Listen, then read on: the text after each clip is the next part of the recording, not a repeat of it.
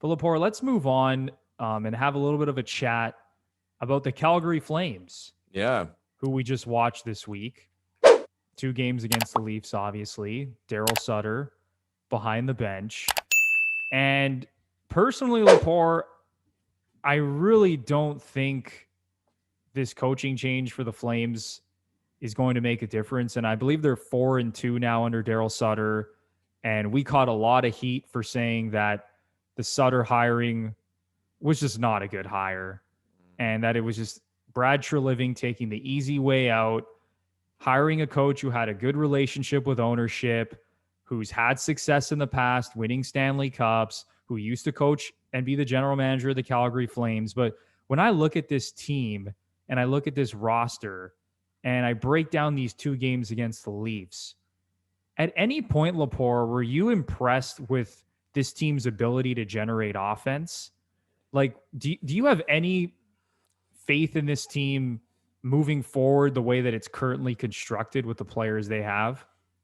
I mean, like faith how, like in the way that this team being built, Like, can do you think they? this team, like, based on okay, so they got Gaudreau, Monahan, Kachuk, Lindholm. Like, do you think that core group of players? I mean, I guess we could add in Giordano and Hannafin and Yeah. Markstrom. Like, is this a team that you think could be a serious contender at some point under Daryl Sutter? No, I mean, but that's not like that. I don't even think that's a hot take. Like, I think even the biggest Flames fan in the world would say they have to make moves. But it's so weird, like with their core, because it was a couple years ago that they had the 3 young kids locked up, and meaning Monahan, Goudreau, and Kachuk, and they had insane seasons. And you looked at the deals that those guys signed, and they were A+ deals based on their production. But it's almost as if collectively all 3 of those guys have dropped. No, it's not to say they're bad players; they're still good players. But at the time, it was like, man, everyone should be afraid of the Calgary Flames. And yeah, Giordano, with the Norris Trophy and all that.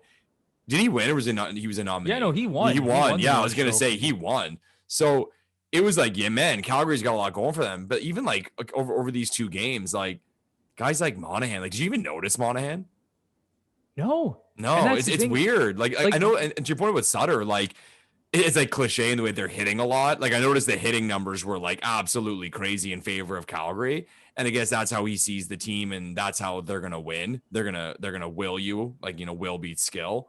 But it's like I think they stand where a lot of teams stand in the NHL, in the way that they have a nice group of players, but and it's a matter of filling holes. I mean, because even too, like minus the Lucic contract, and he's funny because he actually had a pretty decent year. Do they really have any bad deals? And when I say that, I'm kind of I'm complimenting the Flames in the way that they have some nice pieces, so they can probably get good in a hurry, for lack of better terminology. Just if some things fall into place with regard to, like, drafting the right players and maybe some free agency. I mean, Markstrom's a good goalie, so maybe next year we're sitting here saying, "Oh, the Calgary Flames are a really good team because of 1 or 2 deals they made," but like nothing's bad. Like, I mean, nothing. I think the only deal they really would drop would probably be the Lucic deal, yeah, off the but top of my head, they don't really have any like egregious contracts outside of the yeah. Lucic contract. And that's kind of the world we live in today's NHL, where as long as you don't have bad contracts, you can get good in a hurry. And I've thought about this a lot because, like, we've been going in circles with a lot of these teams in the division, where whether it's Calgary today or Vancouver or Montreal, in the way that they all have some night, like all these teams have good players, and I think it's just the cap era we live in that, like, nobody really sucks. Like That's a good point. yeah, like you take away the teams at the very bottom that are kind of like tanking on purpose. Yeah, like Like Detroit if and Ottawa. you take away Detroit, like, let's say these are rebuilding teams. Like Buffalo's just a disaster. Mhm. But like after that, how many teams are there where it's like you can kind of, you never fully circle a win, and Leafs fans know about that again with the Senators lately, but where you can kind of circle a win even with a pencil. It's like, no, like no one's absolutely trash, but what you can look at is contracts and say, okay, that team's not trash, but can they get good? Like, do they have that ability to get very good because they're well built financially?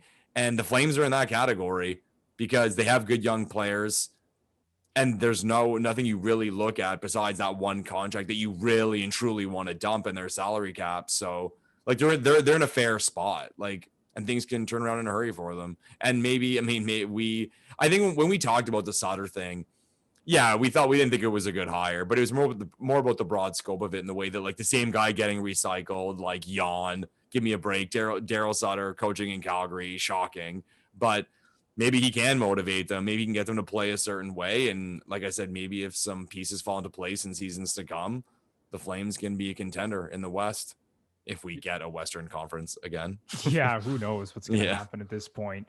But yeah, I'm just looking at their salary cap situation right now. And yeah, you nailed it. They really don't have any bad contracts besides the Lucic contract. How many years does he have left? 2, 3? He's got 2 years after this year. At 5? Yeah, he's coming in at 5.25. Okay.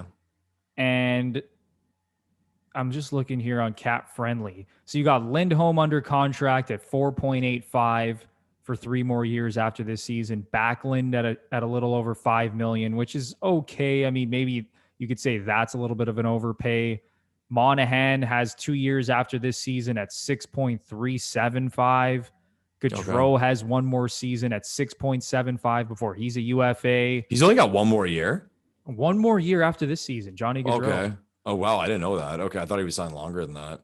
So I don't know. Maybe that's a guy that, and there's been rumblings that the Flames are potentially looking to trade Johnny Gaudreau. Yeah, he's their Nylander. Yeah, he's their Nylander. Exactly. And when you think about the way that Daryl Sutter likes his teams to play, Johnny Gaudreau just seems like the complete opposite of the type of player that Daryl Sutter, likes to have. But here's the thing. It's like, are you really going to prioritize, your coach over one of your best offensive players? And I don't care that he's, 5'9" and 165 pounds soaking wet. He's still one of your best offensive players. Yeah. And he's one of the main guys who's generating chances and generating offense on your team on a night-to-night basis. Now, has Johnny Gaudreau been great the last 2 seasons? No. Last season, he took a step back after his 99-point season. And this year, he got off to a good start. But right now, I'm just looking at the numbers. Johnny Gaudreau, 24 points in 32 games, 12 goals. I don't think he's happy with that production. So yeah, I don't know. I mean, maybe that's a guy they look to move, especially since his contract is coming to an end pretty soon. But it's like you said, Laporte, the Flames are just kind of in that tier where I think a lot of teams are at right now, where it's like they're not great, but they're not bad either.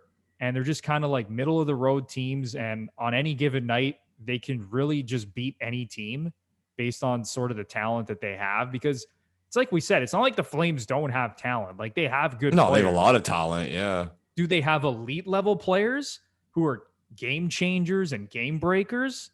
No, not really.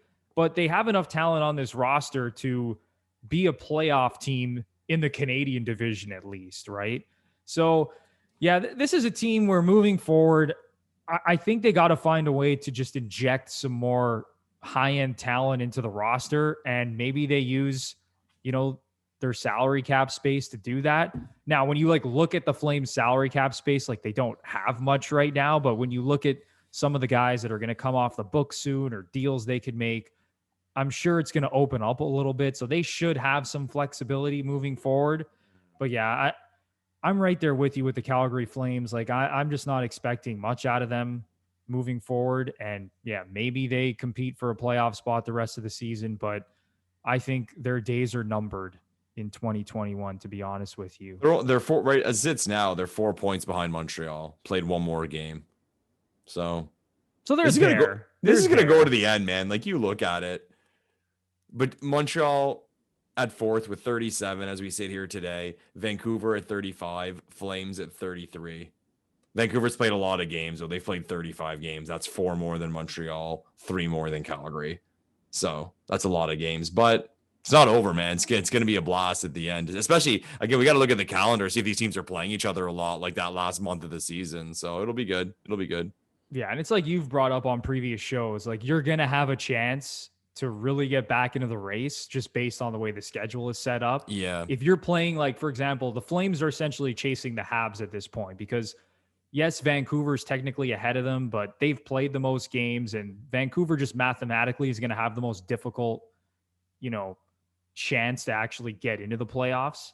Yeah. Whereas the Flames are really chasing the Habs. So if they have all these games against Montreal coming up, that could switch in an instant. Well, right? funny you mentioned that. So next month in April, they have a stretch from April 14th to the 26th where the Flames go Montreal, Montreal, Ottawa, Ottawa, Montreal, Montreal, Montreal. Wow. So they So could they do it right there. right there. They That's play their Montreal season. 5 times and Ottawa in between 2 games, and they're at home for those games against Ottawa too. So that can turn their record on its head and their playoff standings. And as we've seen, Laporte, with this Canadian division, like things can change really quickly. Yeah. Because we thought the Leafs were just going to run away with the division. And I'm sure we both still think the Leafs are going to win the Canadian division. But as we've seen, you could go through a 7-10 game stretch where things just really fall apart. Yeah. And with this being a 56 game sprint to the finish, where you're just scrambling for positive things to look at to turn your season around, because things can change in an instant in this division. So it should be very interesting to see how this race plays out the rest of the way.